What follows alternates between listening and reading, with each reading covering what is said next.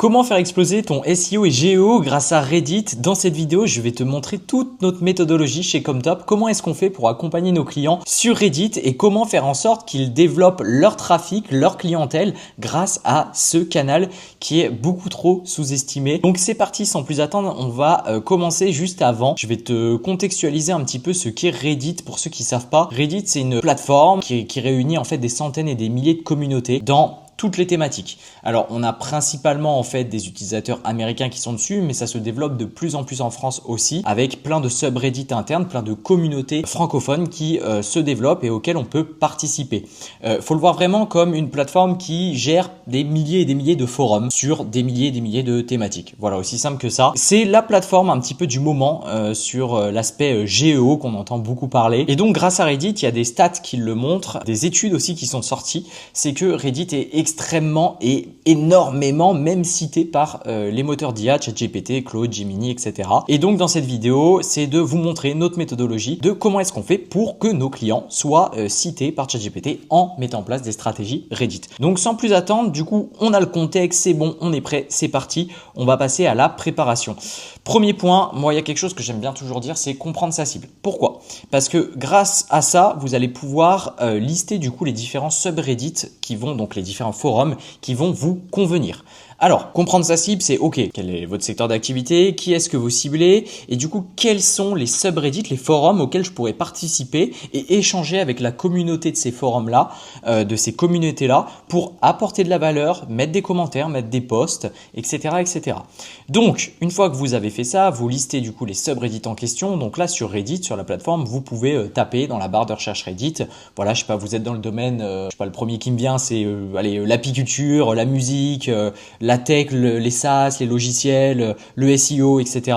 Eh bien, vous tapez juste vos mots-clés en fait dans cette barre de recherche et vous trouverez justement tous les subreddits qui vous conviennent le mieux. Ensuite, une fois que ça c'est fait, que vous avez fait ça, vous avez confirmé votre cible, listé vos subreddits et tout, va falloir que vous créiez votre compte Reddit. Bon, super simple, hein, une adresse mail, un mot de passe. Vous laissez par défaut la génération du nom Reddit qui va être fait puisque Reddit en fait génère des pseudos automatiques. Vous pouvez sélectionner le vôtre, mais vaut mieux laisser ça par défaut. Vous allez configurer aussi votre petit avatar. Vous allez pouvoir mettre une bio aussi, une description de votre profil, etc.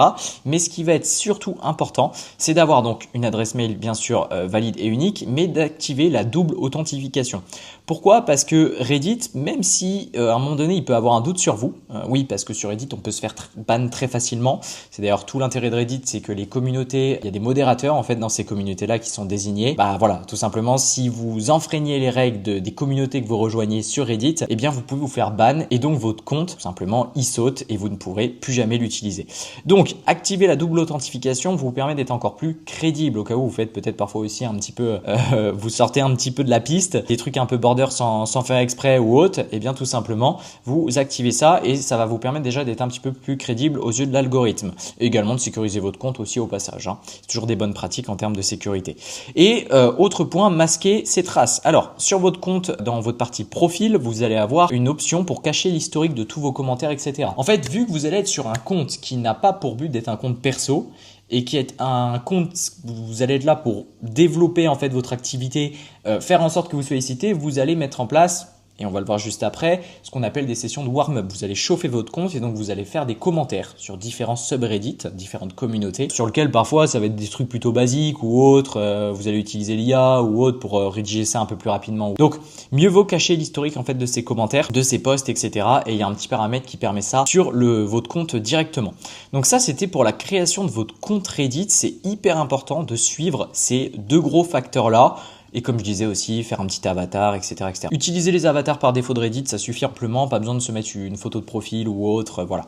L'idée, c'est vraiment, c'est des comptes un peu de farm, c'est des comptes qui vont pas avoir un but personnel pour vous. Ensuite, une fois que vous avez créé votre compte, l'idée, c'est de chauffer son compte. Donc le warm-up. C'est un peu comme en emailing. Pour ceux qui connaissent, c'est que vous allez faire en sorte, avant d'initier des campagnes d'email, de chauffer vos noms de domaine avec les emails qui y sont rattachés pour faire en sorte de ne pas vous faire cramer et pénaliser par les providers d'email, Gmail, Outlook, etc., etc. Donc là, c'est un peu le même principe. L'idée, c'est d'être naturel et de ne pas faire de promotion dès le début. Donc, Reddit, il y a un principe qui est connu et c'est le principe même de Reddit, c'est de farmer, de gagner du karma. Le karma, c'est, voyez-le un petit peu comme dans un jeu vidéo, c'est votre score de compte. C'est plus vous avez un score élevé de 1 à 100, de 100 à 500, etc., plus votre compte sera rassurant pour les différents subreddits et communautés, plus voilà, tout simplement vous aurez moins de raisons de vous faire bannir aussi et vous pourrez aller après faire de la promotion pour vos logiciels de manière discrète, enfin votre logiciel, votre entreprise de manière discrète. Le karma, il est à farmer. Donc comme je le mets juste ici, commenter sur des communautés, donc des subreddits très engagés et faciles. Avant même de rejoindre des subreddits qui sont dans votre niche, rejoignez d'abord des subreddits très larges. Donc là, je vous ai mis 2 exemples, il y en a plein d'autres, vous pouvez rechercher sur Internet. Il y a Ask Reddit et No Stupid Question. Ces 2 subreddits-là, il y en a d'autres qu'il faudrait rejoindre aussi, je pourrais vous en passer en commentaire ou autre si besoin, mais vous rejoignez ces subreddits-là. Et donc, à partir de cela, vous allez pouvoir farmer vos premiers karmas. Donc, en mettant des commentaires sur ces subreddits, vous allez gagner du karma. Votre objectif, c'est d'aller chercher plus de 100 de karma. Pourquoi? Parce que en dessous, c'est encore des comptes pas assez chauffés, etc. Et c'est toujours plus rassurant d'avoir 100 de karma. Du moins, c'est ce qu'on a pu observer lors de nos différents tests et différents échanges aussi avec des personnes qui sont expertes et qui nous ont aussi un peu montré leur méthodologie. Et donc, en général, ce qui en ressort souvent, c'est ayez plus de 100 de karma. Et après, plus vous en avez, mieux c'est, bien sûr. Attention juste, si vous avez farmé 100 de karma il y a 3 mois de ça, 100 de karma d'il y a 3 mois ne valent plus les 100 karma que par exemple quelqu'un qui a 50 de karma et qui vient de les farmer, il a plus d'impact que vous aussi. Donc il y a aussi la fraîcheur de ce karma là. Donc c'est toujours en fait essayer de faire en sorte que le compte soit actif, que vous gagnez du karma, qu'il y en ait du nouveau, etc., etc. Comment est-ce que le karma il se matérialise? Comment est-ce que vous allez en gagner? C'est qu'en gros quand vous allez mettre des commentaires, des posts ou autres et que les gens vont upvoter, donc un upvote c'est un peu comme un like ou sinon il y a le downvote, et bien là c'est un dislike, comme sur YouTube, etc. Et bien là vous allez gagner ou perdre du karma. Bien sûr, si vous faites downvote, que quelqu'un vous met un je n'aime pas, eh bien vous allez perdre du karma et là ça vous pénalise dans les algorithmes. Donc attention à ça, c'est pour ça qu'il faut être très discret. Et quand vous allez commenter des sujets que les gens vont mettre sur Ask Reddit ou No Stupid Question pour farmer vos 100 de premier karma, il va falloir être discret, naturel, une petite phrase simple, ok, qu'est-ce que vous aurez répondu à ça avec votre opinion personnelle, etc. Pas forcément besoin de faire des gros pavés et tout. Et vous allez voir qu'à force de commenter petit à petit, et on va voir le rythme à avoir quand vous commentez tout ça, parce que faut pas commenter 36 000 posts d'un coup, sinon pareil vous allez vous faire cramer. On va voir justement comment est-ce que vous n'allez pas justement être pénalisé et obtenir justement ce fameux cap des 100 de karma. Comme je le mets juste ici, il faut que vous simuliez un comportement humain. Ne pas spammer, monter en puissance chaque jour. Bon, je vous ai mis un petit framework, un exemple assez simple, hein. Voilà, on va pas. L'idée c'est pas de se prendre la tête ou autre avec ça. C'est dites-vous que plus c'est simple, mieux c'est. Mais à la fois, il faut faire attention. Donc, premier jour, rejoignez des grosses communautés, comme les exemples que je vous ai mis ci-dessus. Vous naviguez sur la plateforme, mais vous ne postez rien. Vous laissez 24 heures environ pour que le compte y soit, voilà. C'est ce que nous on a pu observer parce que dès parfois les premiers jours, nous on commentait ne serait-ce que 2-3 posts, c'est pas non plus énorme et ça a suffi pour se faire ban. Attention à ça. Je vous ai dit c'est très communautaire, très modéré aussi les différents subreddits, donc faites attention. Ensuite le deuxième jour, là vous pouvez commencer à mettre 1 ou 2 commentaires. Et ainsi de suite, c'est-à-dire que les jours qui suivent, vous pouvez monter un petit peu en gamme, mais toujours garder une régularité. Essayez aussi de connecter une fois par jour, enfin vous connectez une fois par jour à votre compte, vous prenez des petites sessions de 10-15 minutes par jour pour montrer une activité humaine réelle, vous naviguez, vous scrollez, vous pouvez upvoter aussi d'autres posts, bref, simuler un comportement humain. Et du coup, l'objectif c'est qu'après, c'est jusqu'à atteindre 3 à 5 commentaires par jour au bout de 15 jours. Alors pareil, il y en a, ils sont de la team, de ce que j'ai pu observer, en une semaine, on peut avoir déjà. Moi, je suis un peu plus prudent. J'aime bien dire qu'au bout de 15 jours, c'est à partir de là où on a vraiment chauffé un compte. Et normalement, à partir de là, si vous avez suivi justement cette méthodologie, en mettant 3 à 5 commentaires par jour, au-delà du 3 à 4 à 5e jour, eh bien, vous allez obtenir ces fameux 100 de karma sans trop de soucis. Et ensuite, 3e jour, etc., etc.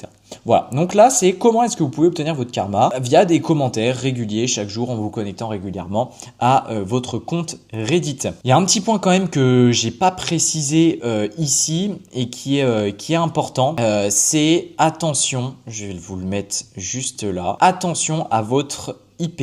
Donc attention à votre IP. Pourquoi? Parce que si votre IP est changé, on en a fait les frais, j'en discutais avec un pote la dernière fois qui est dans ce domaine-là, et bien tout simplement si vous changez votre IP et que vous connectez à votre compte, vous risquez aussi de vous faire ban parce que Reddit le capte. Donc si vous changez de connexion internet, que vous allez dans un autre pays ou autre, faites super attention puisque ça va changer votre IP et si vous vous connectez sur votre compte, vous risquez de vous faire ban.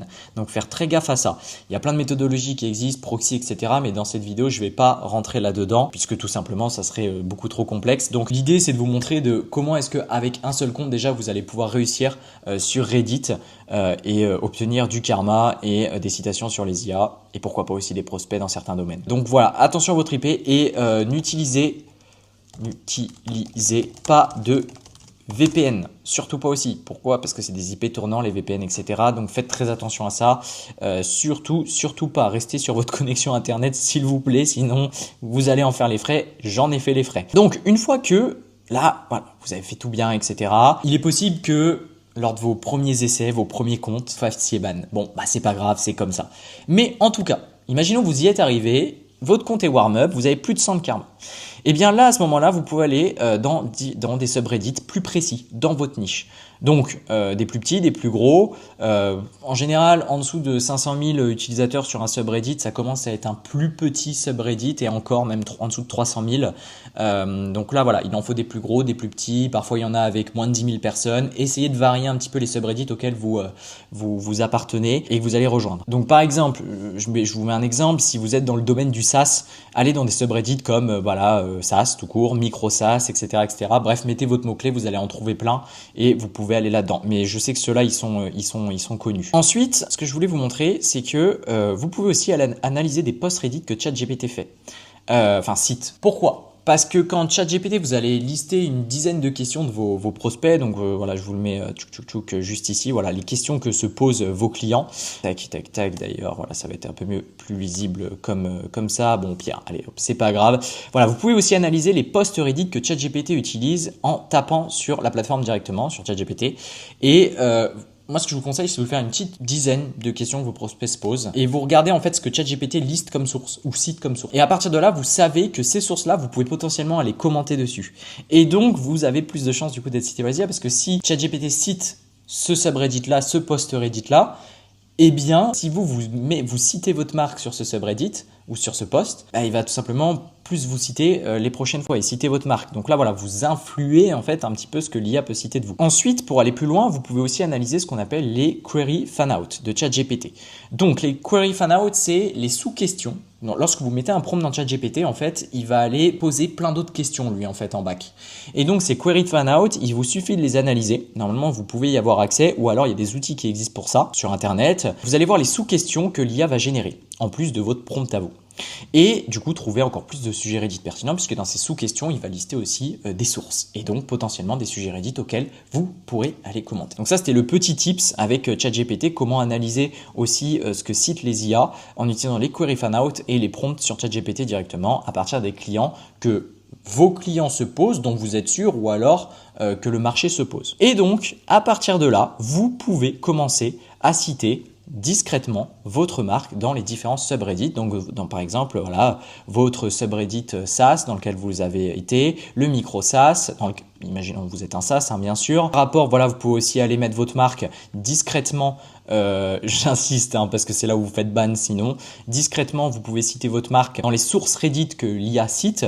Et moi, il y a un truc que j'aime bien dire. Bon, déjà, voilà, c'est ça, c'est pour un commentaire promotionnel, faites 5 commentaires totalement neutres ailleurs. Sur d'autres subreddits, vous retournez sur le subreddit, je sais pas moi, AskReddit, vous faites quelque chose de très large, vous répondez à un sujet ou autre.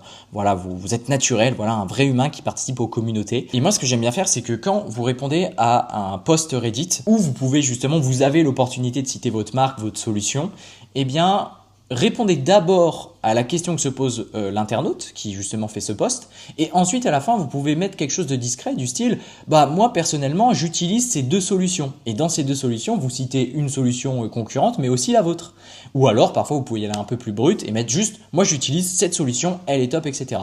Mais vraiment faites-le pour un commentaire, vous faites 5 commentaires totalement neutres ailleurs. Faites très attention puisque Reddit ne pardonne pas et les modérateurs ne pardonnent pas. D'ailleurs, ils le savent que on manipule de plus en plus Reddit, donc ils sont de plus en plus sévères et ils mettent en place d'ailleurs des règles dans leurs différentes communautés pour faire encore plus attention et ils sont encore plus stricts. Donc il faut faire vraiment très attention, c'est un peu le jeu du chat et la souris. Mais voilà grosso modo le framework de comment est-ce que vous pouvez faire exploser votre SEO et votre GEO grâce à Reddit.